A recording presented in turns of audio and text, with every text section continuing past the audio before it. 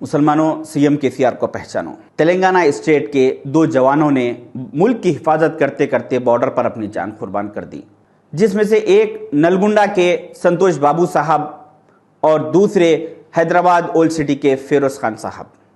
15 जून 2020 को जब चैना बॉर्डर पर संतोष बाबू साहब की शहादत हुई, उस वक्त तेलंगाना स्टेट में सबसे पहले उनके गम में मैंने कैंडल मार्च निकाला।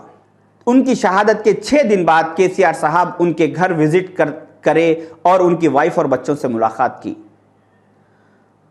मुलाकात करने के बाद उन्होंने उनकी मिसेस को 5 करोड़ रुपए का चेक दिया, 700 गज बंजारा हिल्स में जमीन दी और उनको जॉइंट कलेक्टर का जॉब दिया गया। केसीआर साहब के इस इक़दाम से मुझे बहुत खुशी हुई, क्योंकि उन शहीद की बीवी और बच्चों का यह हक था। वहीं दूसरी तरफ 15 अक्टूबर 2013 में जब फिरोज खान साहब शहीद हुए, उसके बाद उनको भी कुछ रकम दी गई, 200 गज ज़मीन बंजारा हिल्स में दी गई और उनको एमआरओ जॉब का ऑफर किया गया उनकी वाइफ को। मगर उनको 8 महीने की मासूम बच्ची होने की वजह से उन्होंने जॉब करने से इनकार कर दिया, तो इमीडिएट उन्हें पेट्रोल पंप का लाइसेंस इशू कर दिया गया। मगर नवंबर दिसंबर 2013 के टाइम पे हमारे यहाँ पर सेपरेट तेलंगाना के लिए बहुत गड़बड़ चल रही थी। कई बच्चे सुसाइड कर रहे थे और कई यहाँ के मिनिस्टर्स सेपरेट तेलंगाना के लिए अपनी मिनिस्ट्री से रिजाइन कर चुके थे। सारा गवर्नमेंट का सिस्टम ठप पड़ा हुआ था। उसी असना में सोनिया गांधी मैडम ने सेपरेट तेलंगाना कर दिया और उसके बाद इलेक्शन हुआ। फिर इलेक्शन के बाद केसीआर साहब सीएम बने।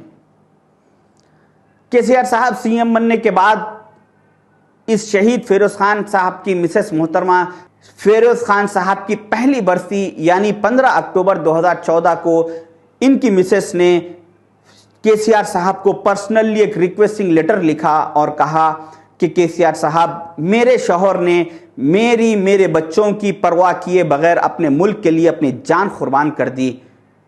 मेरे पास ये लाइसेंस है, मेरे इस लाइसेंस के लिए मुझे गवर्नमेंट लैंड में से कोई लैंड रेंट पे, लीज पे दीजिए, ताकि मैं इस शहीद के बच्चों को अच्छी तरीके से, इससे होने वाली आमदनी से अच्छी तरीके से परवरिश कर सकूं।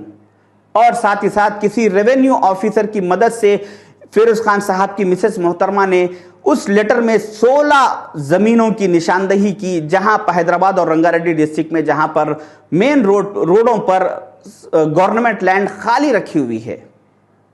इन 16 लैंडमार्क में से कोई भी एक मुझे जमीन दीजिए बोल। मगर आज 6 साल हो चुके, केसीआर साहब के कान पे जून तक नहीं दौड़ी। इसकी वजह क्या है?